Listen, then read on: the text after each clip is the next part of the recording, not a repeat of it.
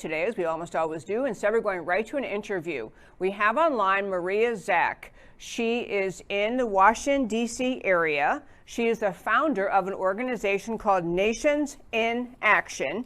And she is going to be telling us about an affidavit delivered to Congress today on this extremely important day in America, January 6th, as the Congress is reviewing the electoral votes coming in from around the country in the midst of obvious, widespread concern about their authenticity. She is the founder of this, as I say, Nations in Action, and she's also, her organization has partnered with another group called Good Governance, the Institute of Good Governance. They together put some information coming out of Italy related to our elections. And without further ado, and this is the breaking story of the day and maybe the year, this story you're about to hear, Maria Zack joins us live. Hi, Maria. Hi, Debbie. Thank you so much for having me today. So glad you could come on. Well, I didn't want to spoil your story at all. So I know you delivered an affidavit today in Washington to at least a couple of people in Congress and the President's Chief of Staff coming out of Italy that's relating directly to this whole issue of election fraud in America. And I want to let you just tell our listeners what it was you delivered. Yes, ma'am. We are very thrilled to partner with the Institute for Good Governance, and Nations in Action shares the same passion for honesty and truth in elections. And so we have done substantial research over the years. I've even been on the recount teams over the years, including the 2000 recount team.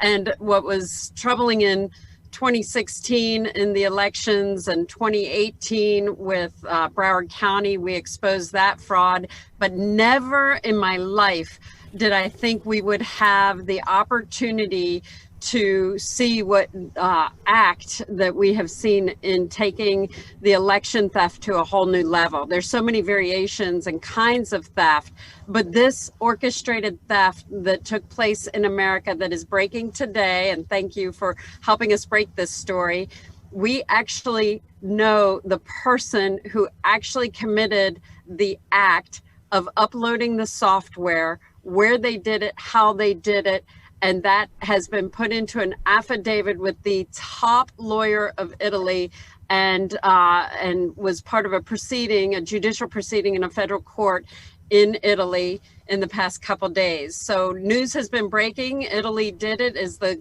global trending hashtag, and it is for a reason. This happened. It's very real. The president is right. Foreign interference did occur, and people need to be prosecuted in our country who actually participated. So that affidavit, as you said, was drafted and submitted to Congress at 1:12 this afternoon, as soon as we could get it over safely. There are people who have their lives at risk for wanting to save our country. They know it's that important. Many believe, like what we did as America for Italy in World War II, that it was time for them to repay saving America. And that's exactly what they did. They stepped up, amazing patriots. So I want to be sure what our listeners are understanding this affidavit you're describing. I have it in front of me, and I may even read it at some point in the show, but the person is talking about what was uploaded was the instructions to flip votes from Trump to Biden on the evening, late evening, November 3rd, early November 4th, as the votes are being counted in the unsettled states. This person is attesting that he was the one who uploaded the instruction to a satellite owned by Leonardo, the Italian cybersecurity company, a government contractor, uploaded the instruction to change those votes in America from Trump to Biden, and that went up to a Leonardo-owned satellite, back to servers then in Germany, and ultimately back to America. So this is the proof that votes were shifted by foreign powers in our 2020 November elections. Is that correct? Yes, ma'am. This person has said very precisely that he has been an employee of Leonardo SPA. And Leonardo is a very large, I believe the 11th largest defense contractor in the world. And so we need to think about that they have received over $1 billion of American taxpayer dollars during this past year, and yet they helped orchestrate, according to this gentleman, the theft of the 2020 election. This is the piece that Sidney Powell and Rudy Giuliani and everybody has been begging to have and to see, because they knew something was wrong. And I think voters in their heart knew something was wrong. But what's amazing is that they were never quite able to get that missing little piece, that little nugget of who, where, and how. And the why is certainly impossible to believe in some respects, but we must stand up for truth and do a full investigation. I know members of Congress are calling for that, but this now takes away the need for an investigation because we have the person who is admitting to the theft of the election.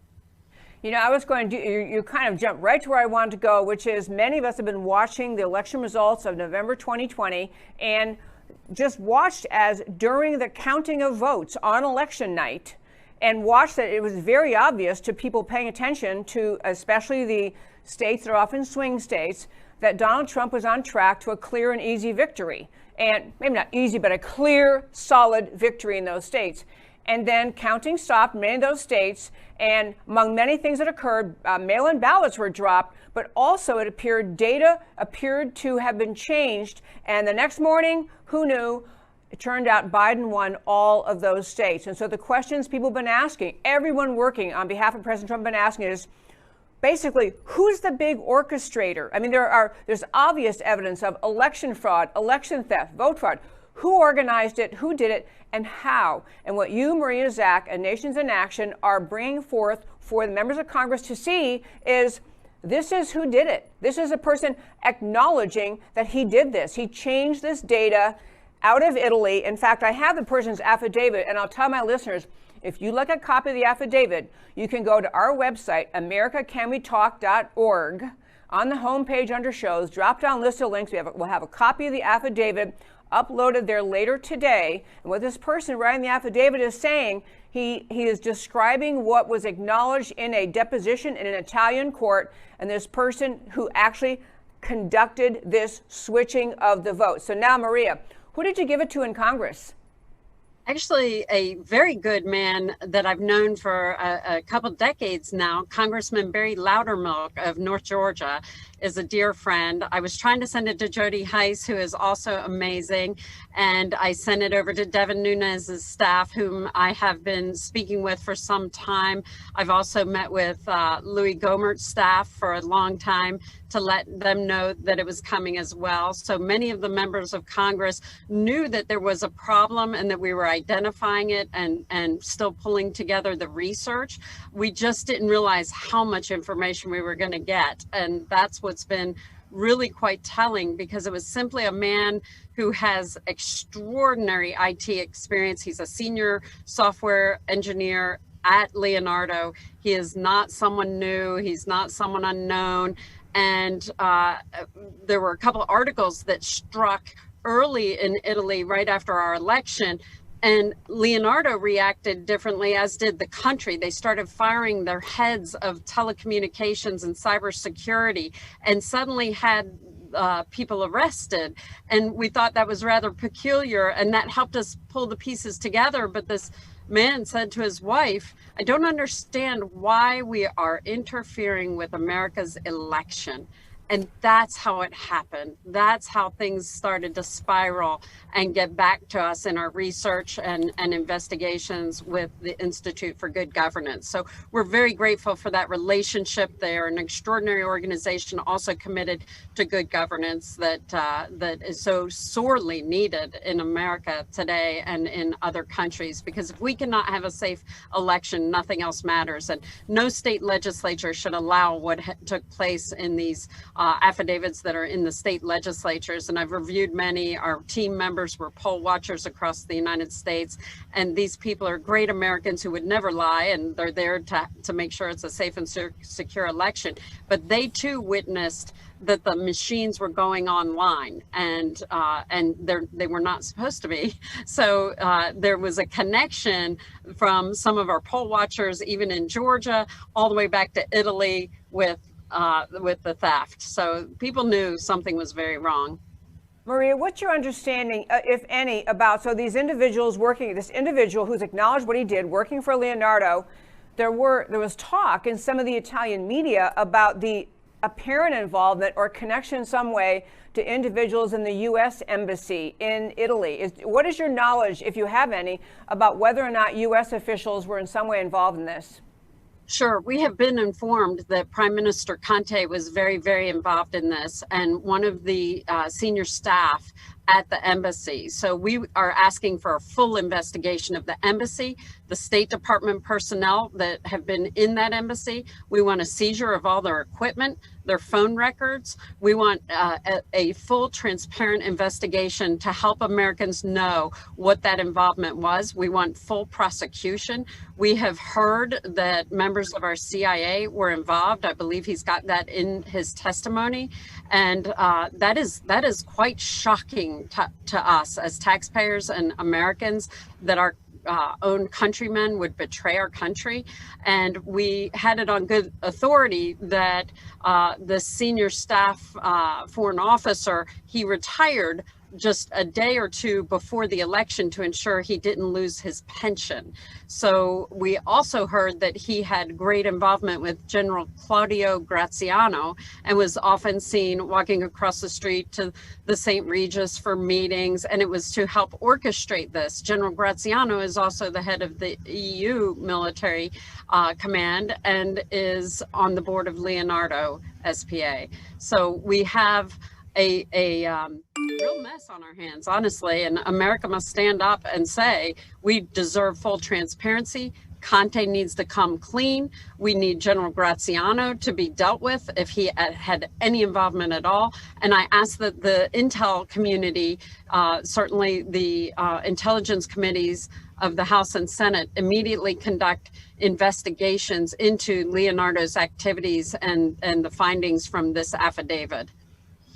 Could not agree more. I mean, the avenues of investigation that America should undertake are enormous. But on the immediate front, we sit here on January 6th as United States Congress is going through its constitutional obligation to review the Electoral College votes coming in from states where now on many fronts, the legislatures in those states are aware that they unknowingly, in most cases, certified what they now understand to have been fraudulent elections. So don't you think it ought to be incumbent on these members of the House and Senate to find some basis to suspend the count of the electoral votes coming in? And in my view, I was hoping Vice President Pence would do, but he has apparently declined to do that.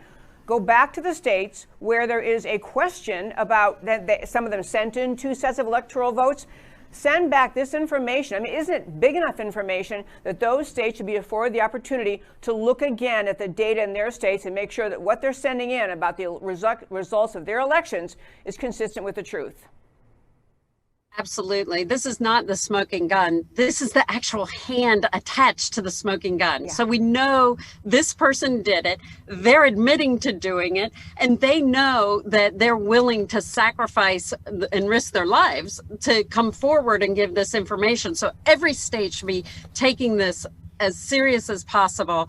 They have been duped. Those elected officials, I know in Georgia, some dear friends of mine, people I supported publicly for public office, were vehemently opposed, saying there was no fraud. Well, I've been a candidate on the ballot in Fulton County, Georgia in my past, and I can tell you fraud is rampant there.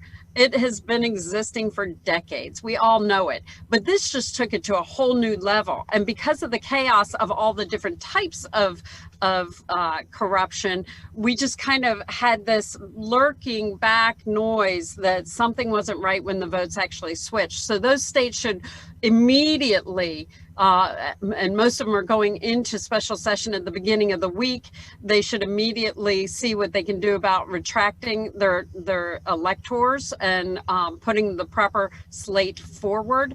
I believe that Congressman Loudermilk at 5 p.m. today, in just a half an hour, will be conducting the Georgia investigation on the House floor, if they actually can regain control there in the Capitol. But we need all those states to investigate this thoroughly. It's not even an investigation at this stage. It's this happened. Now what are you going to do about it? And they don't have a choice. If they do not pull back, they are committing crimes, because this is blatant evidence and we know it happened. So my good friend Brian Kemp, I'm happy to say, has been advised of this. A few weeks back, I was able to message with him, and he has been waiting patiently for me to get the proof to him. And that's what a lot of people didn't understand. Some of our good guys actually knew more than everyone else that we were working on something big. We knew we had credibility with these members for our long years in work in this arena. So they've been trying to be judicious about what is it that we can actually prove. Well, now we were able to deliver that proof to Congress and to the legislatures. You know, I'm actually surprised to hear you mention Governor Brian Kemp, because there was great concern that he was, at a minimum, uninterested in understanding, digging into what election fraud seemed to have occurred in Georgia. And you're not saying that Governor Brian Kemp of Georgia is aware of this, or will be aware of the actual affidavit. And so then I guess all of us ought to expect him to step forward and begin a more serious investigation of what happened in the Georgia elections, both the presidential election and actually the election that occurred yesterday for the United States Senate, where we had the apparent slim victories of both Democrats running, and obviously loss of both Republicans. I want to ask you, though, with respect to this affidavit information you've gained, are you aware of whether or not what the information that was being sent from Italy up through their satellite, the Leonardo-owned satellite, to Frankfurt, then back to America's servers, this involves the Dominion servers? Is that accurate? Dominion voting machine servers? My understanding is it does, and that it was 17 states that were impacted. So it is not just the swing states. Now, whether or not it's Georgia specifically, and Governor Kemp asked me that question, and I think that's a very fair question. A lot of people do not understand where Governor Kemp's come from. He's been attacked mercilessly without proof to date that I have seen, and I'm very concerned when people make accusations that ratchet things up prematurely. Let's let the facts go where they should. And for Governor Kemp to be attacked because he was being judicious is really irresponsible. He's a good man. I've watched him for decades. He and I ran in a neighboring Senate district during a reapportionment, so my area overlapped with his former Senate district. And I can tell you, he's someone who is a godly man, and he will do the right thing. So as proof comes out, I have no doubt that he will look at it, he will want to investigate it, and this is a game changer. This is the proof he's wanted all along. And to say, you know, in the past he was wrong, whatever, he actually knew more than every American. So the joke's kind of on the people who attacked him, because he knew something was in the works. So I stand proudly with Brian, because I know his heart. I know he's a good man. Do I wish he did a couple things different? Absolutely, because I'm much more aggressive in attacking things like this, and that's just a style difference. But you know, I do know that he was conducting many hundreds of investigations through the GBI, and most people don't even know that was occurring. So I believe it's over 250 investigations, and that's for the local and statewide fraud. And our organization also found 40,000 illegal votes that occurred in Georgia, and we did press releases on that as well. Okay, Maria, I want to go back one quick thing on Leonardo SPA, which is this enormous Italian company. You can think somewhere in the ballpark akin to Lockheed Martin. I'm not saying Yes. akin to them in terms of conduct of apparent wrongdoing, but just size, scope, what they're all about. There were news stories in Italy in December about the arrest of certain officials at Leonardo, accused of hacking, in some kind of hacking operation, alleged role in hacking the Italian Defense Group's computers. And I believe I read that this is now being viewed as was a cover or a pretext to keep people away from the real story. Do you know about that angle? Yes, ma'am. Actually, Reuters actually did an article as well about the hacking and many others. And it does appear now, with this evidence coming out, that hack was not a hack. it was actually a protective maneuver to help cover their tracks. So many actions happened as things started to unfold and people started to run for cover. Okay, Maria, I want to mention to our listeners also, your organization, Nations in Action, has a great press release out. And so we put it out on our website, americacanwetalk.org. On the homepage under shows, drop down list of links, but you can also go directly to the Nations in Action website, nationsinaction.org. They have a press release out giving more detail about our story today. But now I want to turn to the affidavit. And I know you've got a lot of people wanting to talk to you today, so I'm hoping we're still good. I'll keep a few more questions if you have time. Sure. Absolutely. Okay. So the affidavit that was submitted and now is apparently in the hands, I understand, I think, of Mark Meadows, other people in Congress. This affidavit, to be really clear, is actually spelling out very specifically undertaking the under instruction and direction, and I meant to say the U.S. persons. This is in this guy's affidavit. In sworn testimony, November 4th, 20, under instruction and direction of U.S. persons working from the U.S. Embassy in Rome, this person has acknowledged he undertook the operation to switch data from the U.S. elections of November 3rd from significant margin of victory for Donald Trump to Joe Biden in a number of states where Joe Biden was losing the vote totals. And actually, the person announced it, told where he did it. The Pescara facility of Leonardo SPA, utilizing military-grade cyber warfare encryption capabilities to transmit switch votes from military satellite of Fucino Tower to Frankfurt, Germany. So, Maria, does President Trump have this information yet? I can tell you, I had the great pleasure of seeing him Christmas Eve, and as a devout Christian, I had this really neat realization that here was Christmas Eve. I saw him at dinner in Mar-a-Lago, and he said, "Merry Christmas." And I said, "Merry Christmas, Mr. President. This is going to be the best Christmas you've ever had and the best Christmas gift, because the whistleblower who actually switched the data for the vote counts across America is going to be providing an affidavit."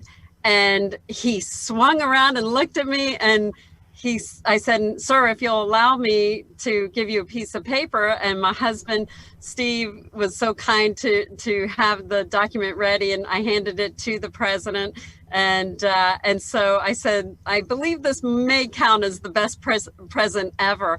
And then it also dawned on me, we had the 12 days of Christmas began. And so today we sit at Epiphany, yes, and this release came. It was not intentional to wait till Epiphany. We were trying quickly, but as I said, it's a very dangerous situation on the streets of Italy, and so we really wanted to be judicious in making sure that what we had was factual, that these people are telling the truth, and it's of grave concern that they have pointed to the embassy and the State Department, as well as a certain three-letter agency, which is shocking. And so yep, we have a lot of investigations that have to take place because of it, but we're very proud of their heroic nature and patriotism for America. And let's hope Americans step up and show the gratitude for them stepping up, because this was just an employee being told, "Hey, can you load this software and conduct this exercise?" It was not a malicious event by this employee. So he had discovered what took place and was very troubled. So, Maria, your organization, Nations in Action, you did not withhold this information to wait to spring it on. I did think about today being the Epiphany. It's also my parents' wedding anniversary, but that aside, a wonderful day, but you did not withhold this information until today. You just released it as soon as you had it securely in hand. Is that accurate? Yes, ma'am. We actually have been working for the past 7 weeks, day and night, just tirelessly, our whole team at Nations in Action and the Institute for Good Governance. And we tried to see people and get people to listen and understand what was going on and the actions we had to take place to help protect people, help get the information, conduct the proper research and investigations. And it was a mammoth effort, very costly effort. And, I was pulling from my savings, doing everything to help fund this effort because it was so important for our country. My sixth great grandfather penned the Declaration of Independence. I am not going to let down our country and lose this republic. And I can tell you that we knocked on doors galore and educated folks at all levels, at state and federal levels. And many people just didn't want to listen, and they were fearing Russia hoax, Russia collusion. It's just the whole mess that happens there. And it just shows the trauma that many people have been under for the past 4 years, the assault by the left to mess in your psyche, that you have to start doubting things even when people are saying, look, I just want you to look at the facts. Let me come in and see it. So I have not had the pleasure of having a face-to-face with the president. I am begging for a meeting with the president because it is honestly a life or death situation. We have things we need to do to accomplish, because the evidence is actually leading us to a far bigger story. And I look forward to sharing that with you and your viewers as it all unfolds. So, Maria, thank you for all of that. One reason I could imagine people you tried to share the story with were a little bit reticent. You're so right about people having heard the Russia collusion hoax, other hoaxes that have been cooked up, I guess really by both sides, but it seems to me mostly by the left, but other hoaxes cooked up. It's almost like a too good to be true